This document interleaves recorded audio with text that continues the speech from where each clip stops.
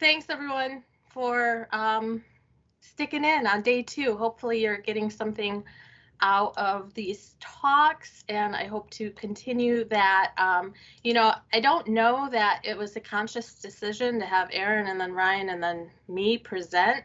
If it was, I'm not sure I'm aware that it was conscious, but these 3 talks really do go well together.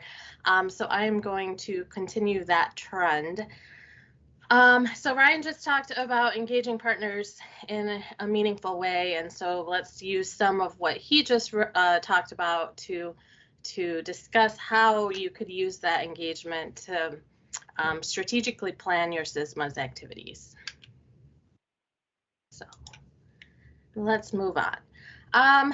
So the MIS core team developed some strategic plan guidance back in 2017.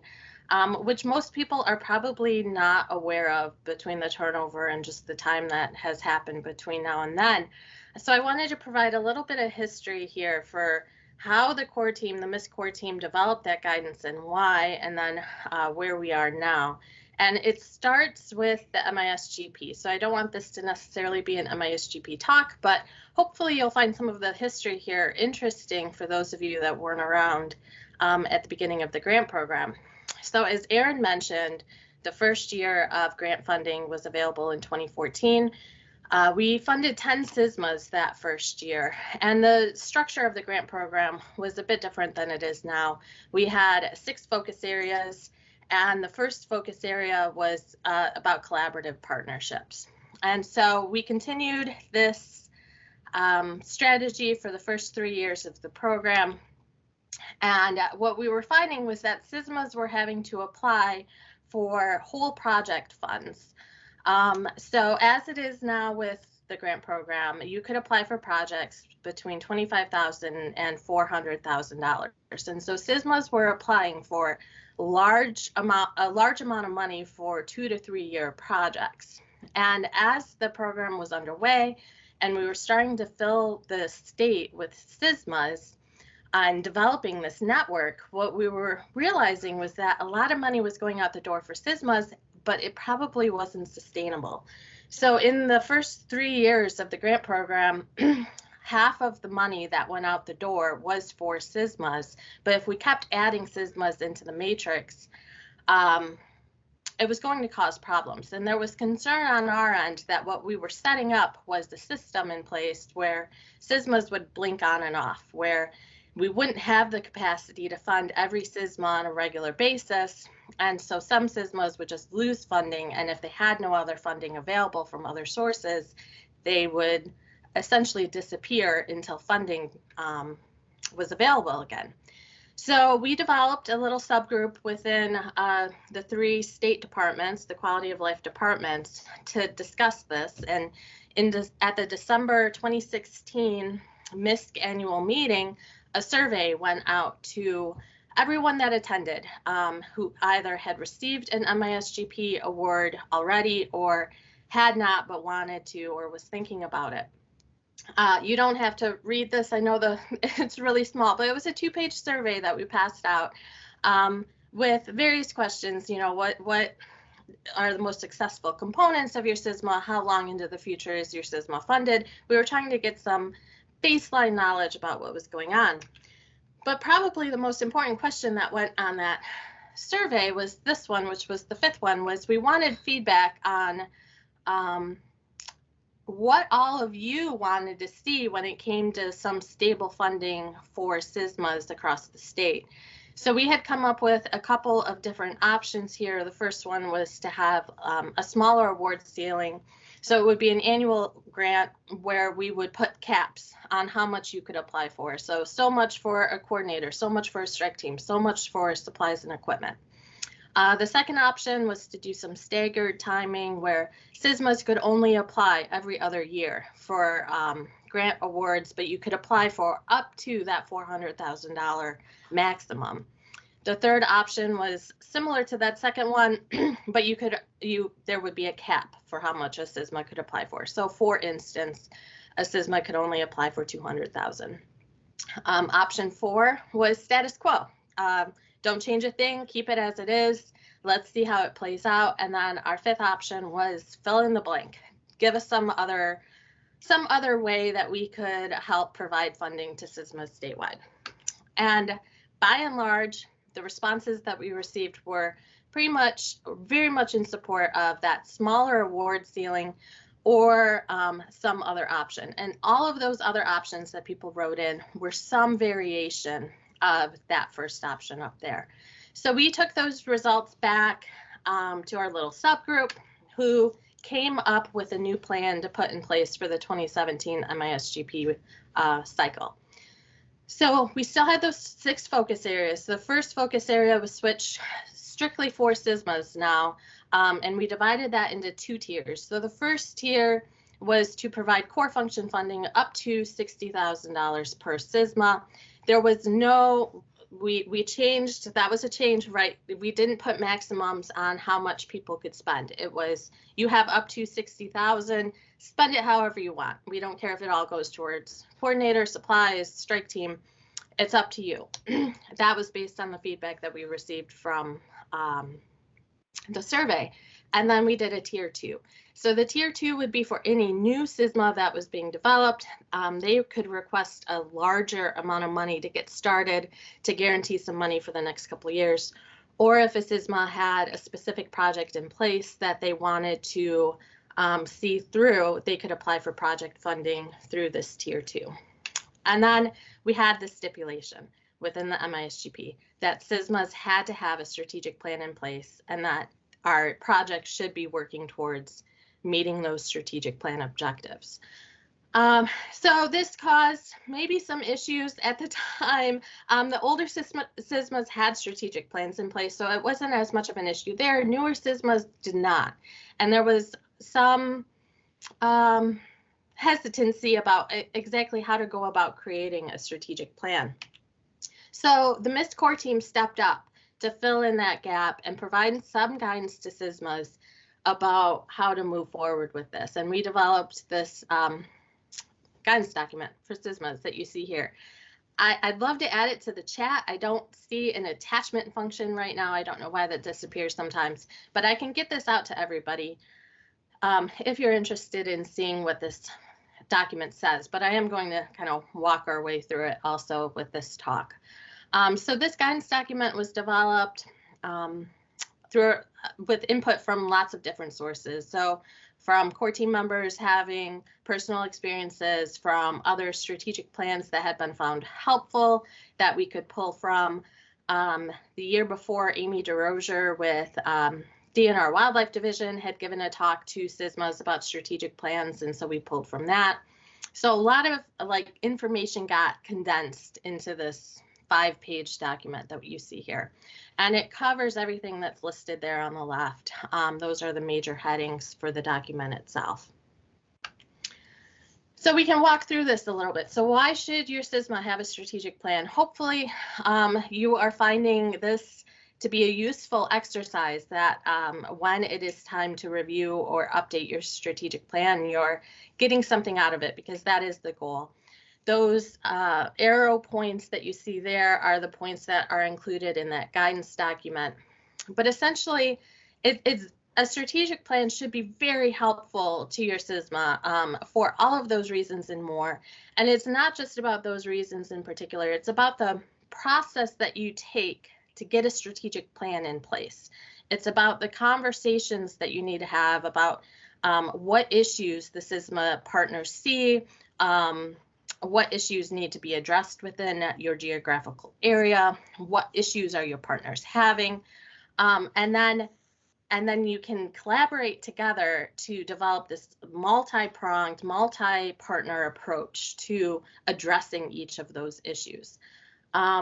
It's really important that these decisions are not just placed on the fiduciary or not just placed on the steering committee. It's really important to have that partner involvement too. And that last note there at the bottom, partnerships in general are not easy, right? It's often easier to have one organization just do what they want to do, but that's not necessarily always in the best interest of the area. And so these strategic plans will set your CISMA up for success, and they set that timeline so that you know what you're supposed to be focused on today, what you're supposed to be focused on 6 months from now, where you want to be in 3 to 5 years. These strategic plans often are, I feel like for CISMAs, often have a duration of 3 to 5 years. So things to keep in mind, every strategic plan should have some basic components to it. The first one being the goals that you want to address. And so your goals within your strategic plan should answer the question of where does your CISMA want to be in that year increment. These should be broad enough to encompass a number of issues, but specific enough to have some way to move forward to address them. And they should be chosen thoughtfully.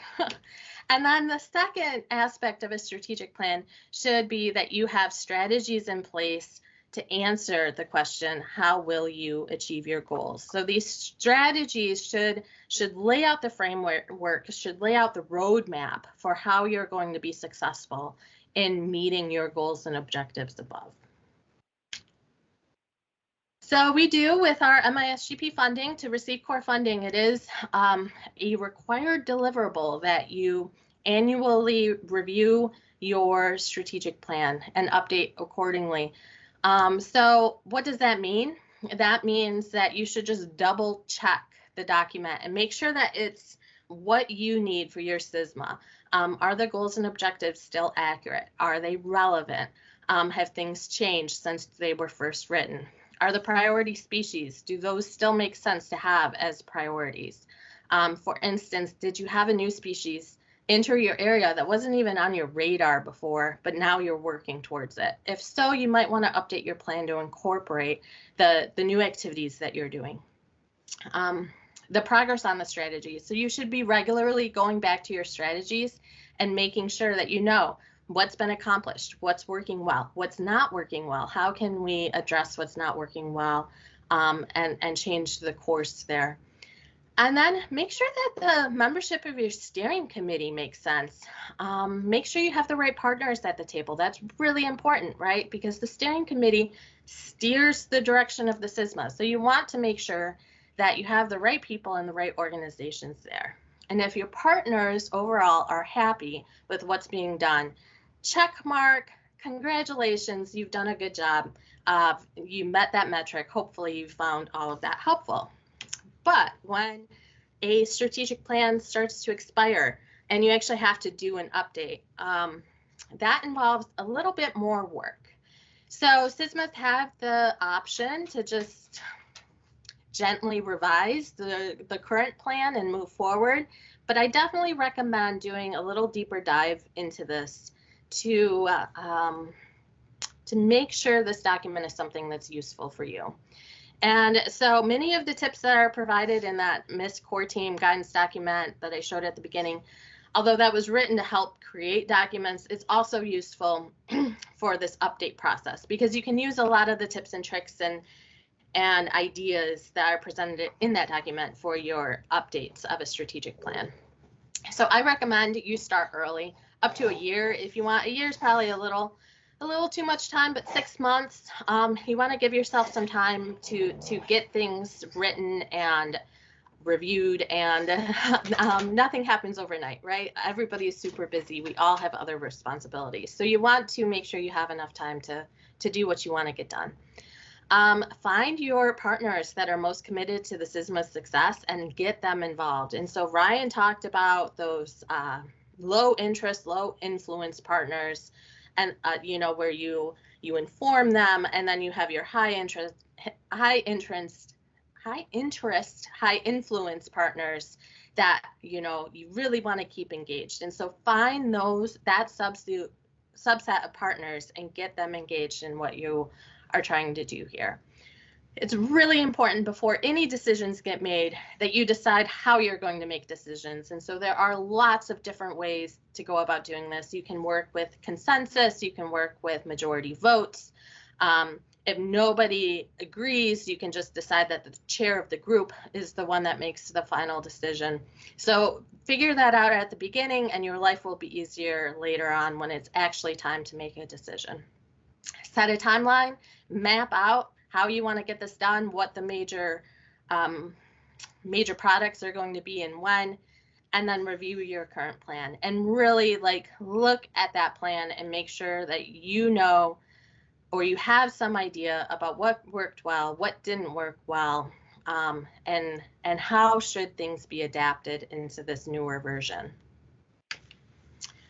And then you have lots of decisions to make, right? So that subgroup should really analyze, was the scale of the original plan appropriate? Meaning some CISMAs have these very high level plans where with very high level goals saying we're going to prevent invasive species introductions into our areas. And then they don't provide any necessary details about how that's going to happen. Does that help you? I don't know. Whereas other CISMAs, I think, maybe get into the weeds, so to speak. Is that helpful? Also, I don't know. So make sure that the plan that you are setting in place is beneficial to the group and to the partnership. Do you know what your current partner priorities are? And this is not just the steering committee priorities. Do you know what your partners expect to see? So engage with them. Again, use Ryan's advice there from the previous talk. Engage with them and pull from those engagement efforts to know what they might be needing or expecting from you.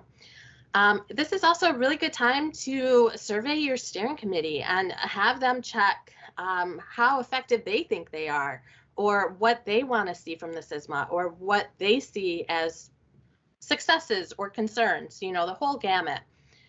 And then make sure that your plan coordinates with any other CISMA documents that you might have. And so a lot of CISMAs have mission statements, they might have bylaws or work plans. One thing that has come up, especially with the pandemic, was contingency plans, which I think could be useful. So a contingency plan would outline how the CISMA would remain intact if funding went away, which with the MISGP pause, I think we all learned a lesson that maybe those are really important.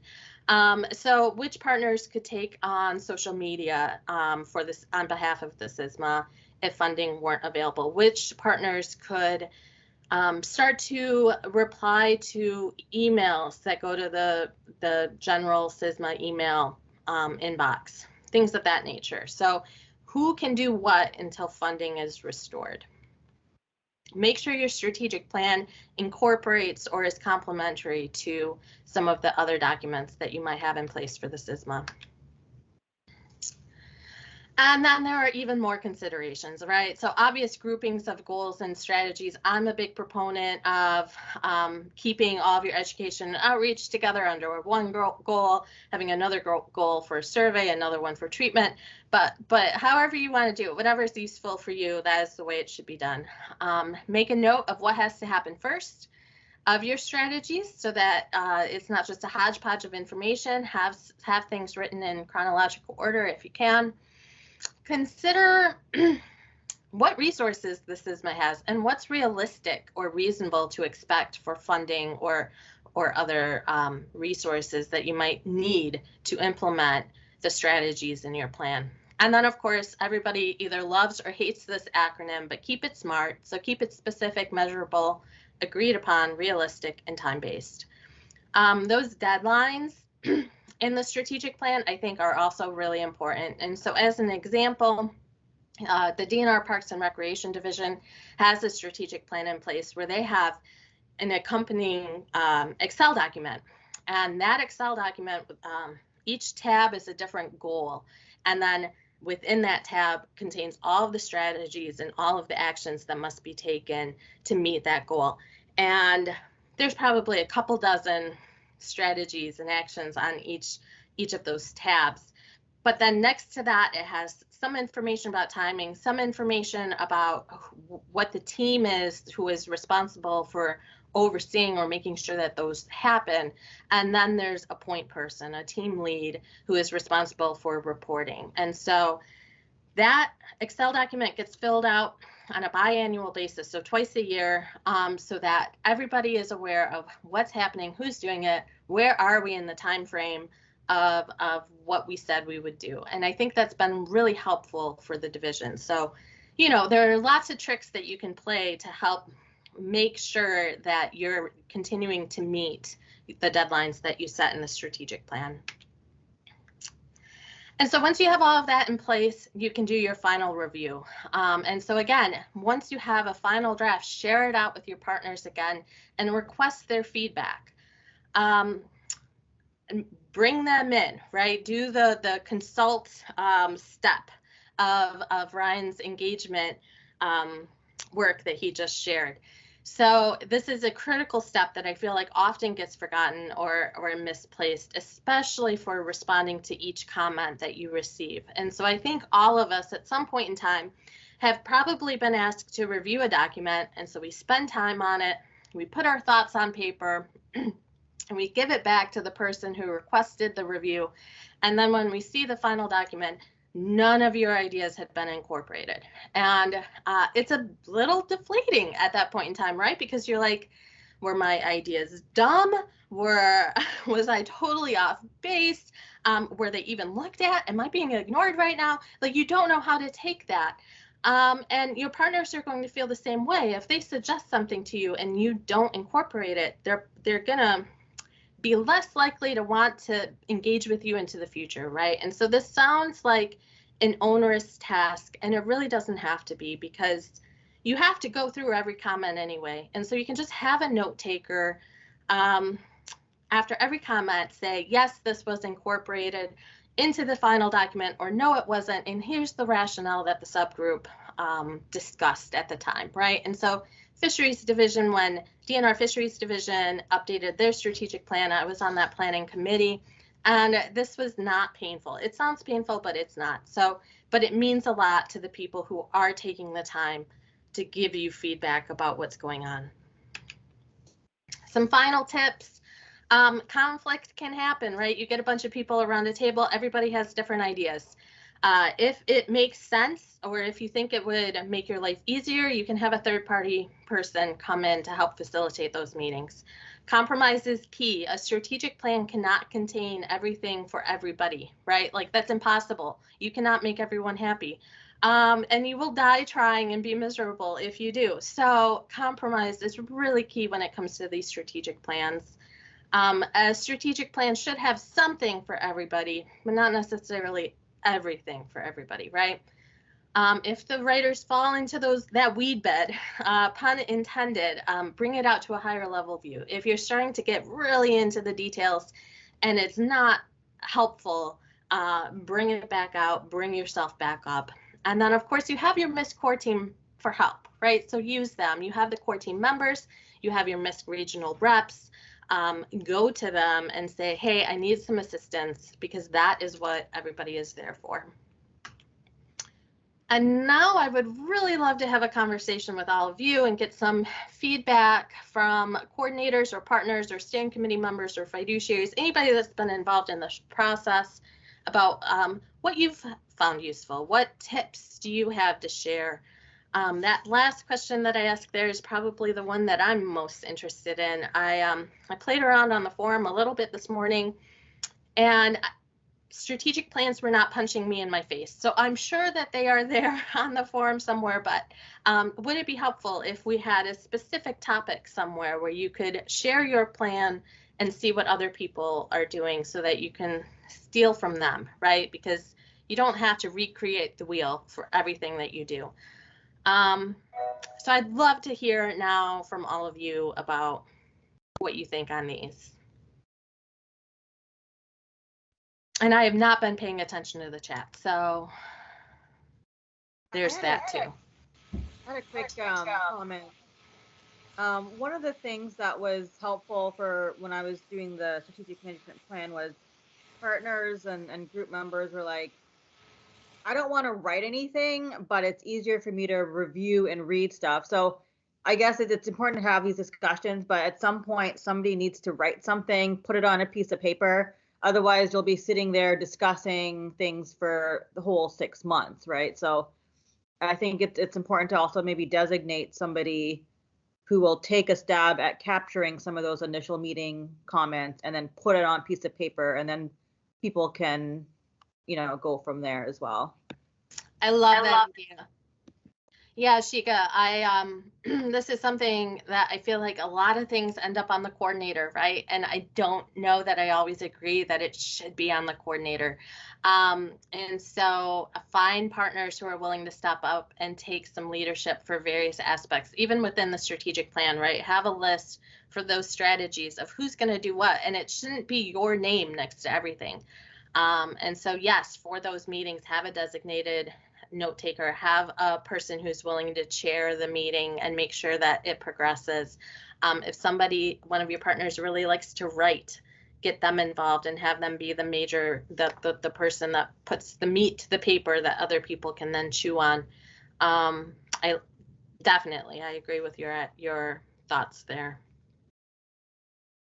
Can I pile on here and say, there might be some facilitation techniques that you can implement that would actually, like, you can imagine if you're having like a writing session and you have everybody, all your collection of partners, even just your steering committee there, you could say, okay, everybody write down on a piece of paper, what you want to do, and then what you specifically will do. And then, so they've done the writing on what they want to do. And then they can put it up on a wall somewhere, and then, they've actually done some writing.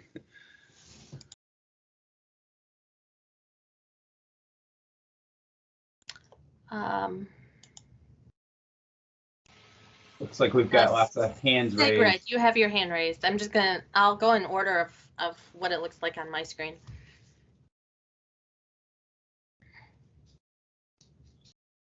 Did you say Sigrid? Because I didn't have my hand raised. Oh, well, it's up on my end. I'm going to lower it. I think that's a carryover from Ryan's talk, Sigrid. You can go back to that and drop it. Yeah, there you go. Okay, Gotti.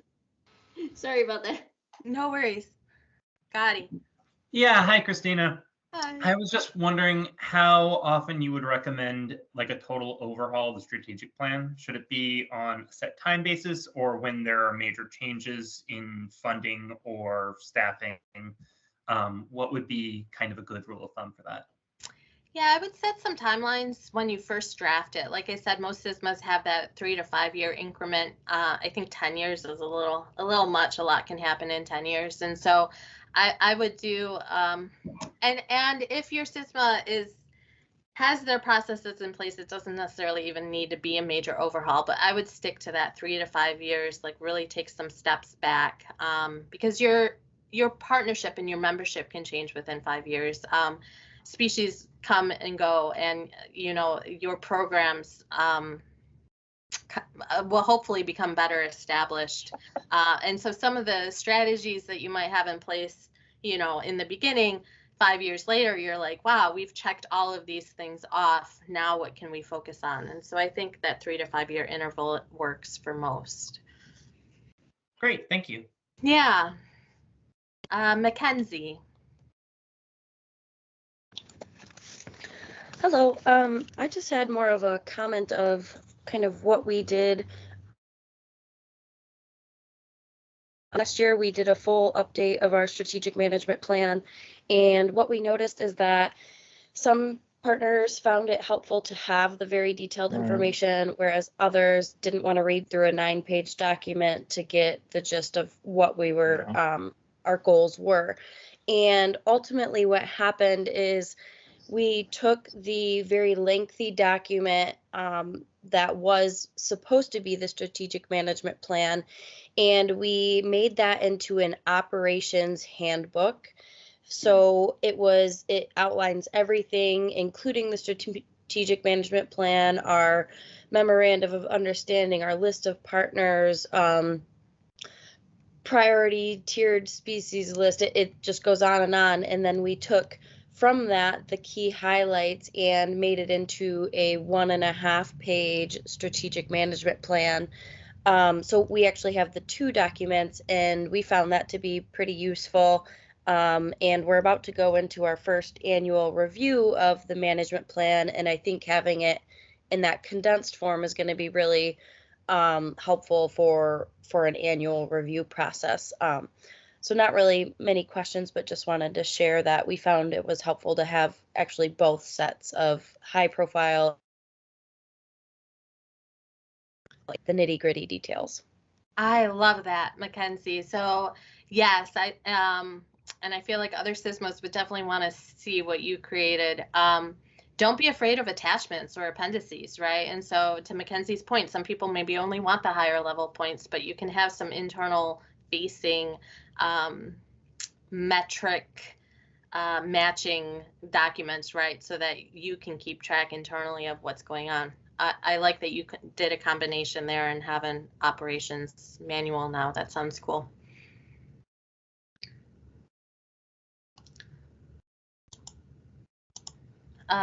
Kevin, anything from the chat? Yeah, it's just reading through that. Lots of comments about the usefulness of posting some examples on the forum, as well as maybe a specific section on the forum, which it sounds like Claire is going to work on setting up. And then she could just put a nice idea out there. A one-page summary might be helpful for partners who don't want to read through a full 10-page strategic plan. So support for some examples and a place to get started. Yeah, and that's the two plans that I'm most familiar with within the DNR. That's what they do, right? They have these forward-facing, very simple, these are our goals and objectives, but then there are these internal metrics tracking documents that we also have. And so I think that probably makes sense for CISMAs as well.